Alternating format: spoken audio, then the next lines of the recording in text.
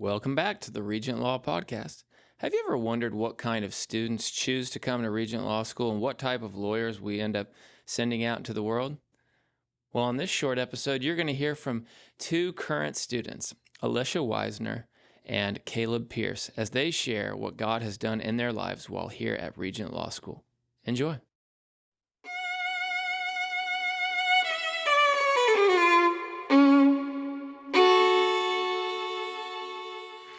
And I'll turn it over to Dean Lingo to introduce our student testimonies.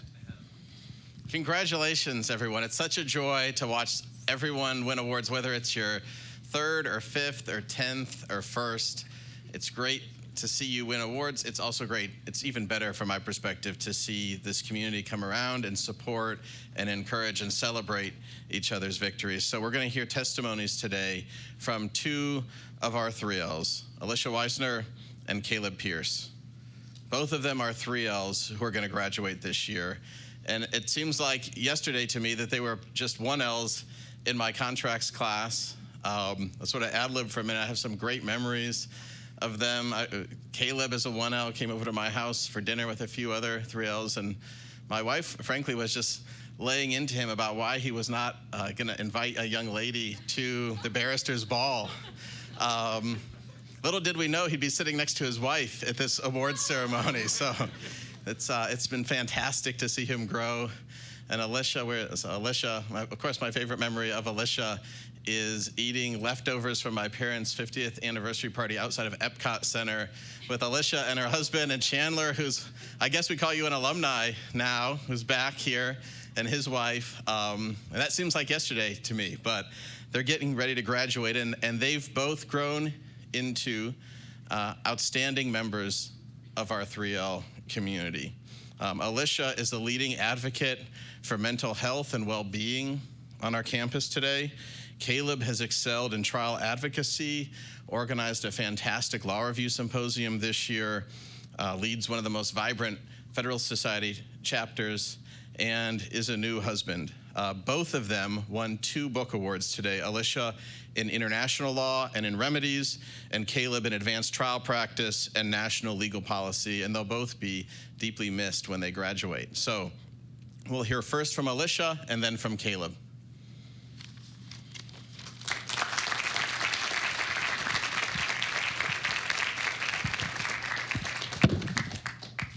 Thank you all for listening to me speak, inviting me, allowing me to share a little bit of my story.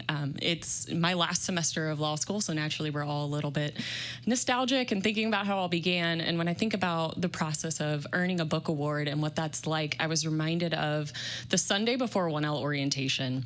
And I'm standing in church and I'm worshiping, and the only thing I can think and the only thing I can pray is, how am I going to do this? How am I going to do law school? And I'll never forget, the Lord just showed me this image of the potter and the clay. And he said to me, just show up and watch me mold you.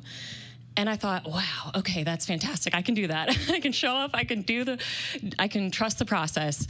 And what I thought at the time was that he's just going to make me a lawyer, which is great. That's the goal of law school. But what I didn't realize is that he was going to make me a better person. This process has been extremely grueling, unrelenting, has demanded more of me than anything I've ever experienced, and quite frankly, feels impossible most of the time. But what I've watched and what I've learned and what I know to be true is 3 things. I am not enough. Hard work is not enough, but he is. He who has called you here is faithful.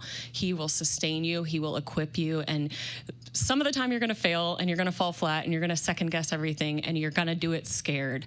And I will say one of the things that I have experienced throughout the course of law school is doing things that terrify me.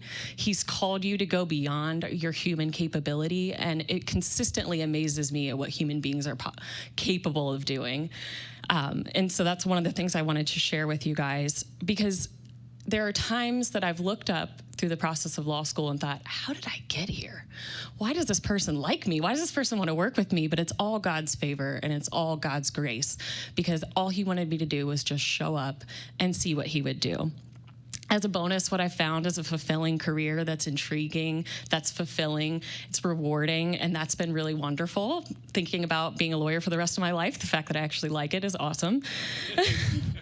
And I was pleasantly surprised to have earned 2 book awards. I didn't think that would happen. And so I think about international law and the class and everything that we learned, and it's such an incredibly complex and difficult field where there's no easy solutions and there are incredibly difficult problems. And it really made me grateful for our system of federalism nationally, that we can really get down to the people on the ground and deal with local needs and find a lot of fulfillment in the fact that we can solve problems here as well. As for remedies, anyone who knows me really well knows that I am an intensely practical person. And so remedies really filled me with joy because it finally answered the question that I've been asking since I arrived at law school, the thing that I and both every client want to know: what can I get and how do I get it? And so that was really wonderful to be able to finally learn that. So I'm immensely grateful for Regent because I feel very well equipped to practice law. I am very grateful for my husband, who has supported me selflessly throughout this entire journey in ways that he will probably never understand, but I couldn't have done without him. I'm immensely grateful for all of you. You've supported me, loved me, been my friend, especially my study group. You guys, we have really made it together throughout all of this experience, and you've all made me a better version of myself and called me to something higher, into things I didn't know were possible. Let's see. And to those of you who have aspirations, whether that is earning a book award, landing a dream job, getting elected to public office, or joining me in overturning Wickard v. Filburn someday, don't give up. Don't discount yourself. Do it scared. Show up and trust him and trust the process and let him mold you. Let him be that potter and mold you into whatever he wants you to be. So thank you.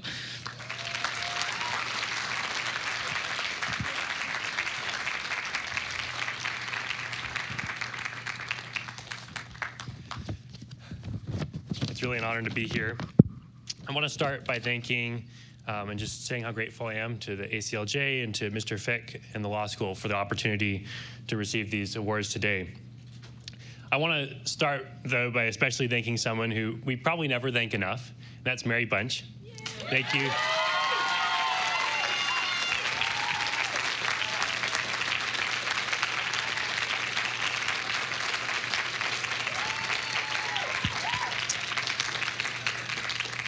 Mary, thank you for all that you do to put on this event each semester and basically keep everything running around here. I want to thank Dean Lingo and the rest of the deans for your leadership of our school. Your dedication to investing in each of us is truly humbling. I want to thank all of you here for your friendship, your dedication to excellence, and your efforts in building each other up throughout law school. I was just talking with a prospective law student the other day, and he asked me how I would describe Regent. And it was really easy. I just had to use one word, and that was community. And you all here are the reason for that. So all the 1Ls and the 2Ls carry on the culture of Regent Law. Professor Stern, thank you for teaching the class with General Ashcroft. I learned so much in this course, and I'm excited to implement what I learned as I pursue a career in public service. The Regent Law family will be forever indebted for your decades of dedication to our school. Thank you.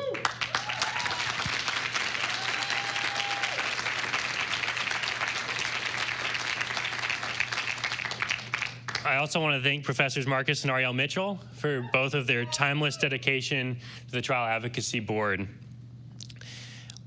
Even last night, they skipped dinner on Valentine's Day and sat in the courtroom upstairs eating Chick-fil-A so they could coach us to be better students and better advocates. And I owe both of them an immeasurable debt of gratitude for they've helped grow me as an advocate and as a person. And their tireless effort and investment of time, treasure, and talent has really impacted me more than they'll ever know. Idaho's not really,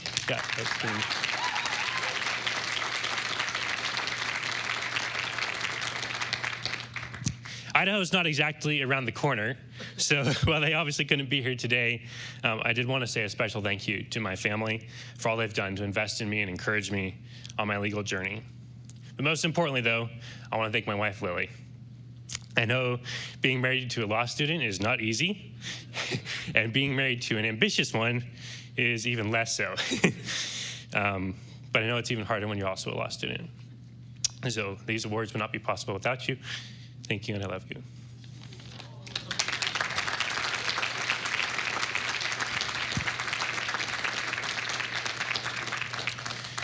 Here at Regent Law, our motto is Christian leadership to change the world. But it's more than just a motto. It's the underlying fabric that defines the Regent Law community. As Christian leaders, our sole aim must be to glorify the Lord, not to adopt the world's definition of leadership. And as I look around today, I see a community of Christian leaders dedicated to using their legal skills to change the world for Christ. Here, I've grown in my faith more than any time in my life. Maybe it's the strenuous sanctification from late hours grinding out law review footnotes. Maybe it's because I've drawn closer to the Lord through times of intense prayer before Professor Dwayne's exams. And maybe it's the deep fellowship with my brothers and sisters in Christ. The reality is, it's probably all of those things. But what I do know is that the time here at Regent Law has prepared me to go forth into this culture in ways beyond what I could have ever imagined. As each of you leave this haven, this oasis of the gospel in a dark, dark world, I challenge you to do two things. First, do not adopt our fallen culture's way of thinking. Your value is not found in your work. Your value is found in Christ alone, who has made you in his image, and if you are a child of his, has redeemed you through his grace alone. You might end up in a small town serving orphans and widows, or you may end up as a justice on the Supreme Court.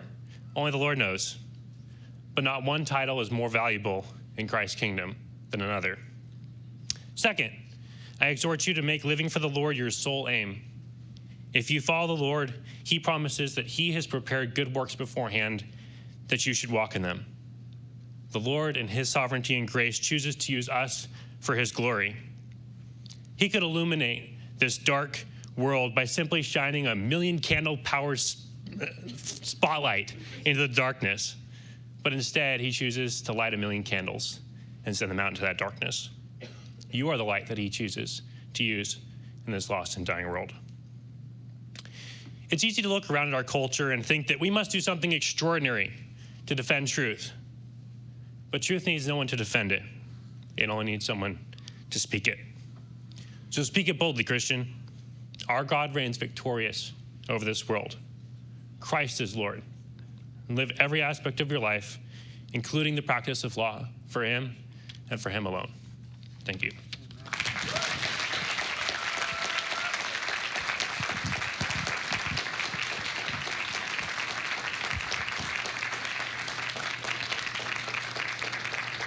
Well, with that, we are finished with our book awards ceremony.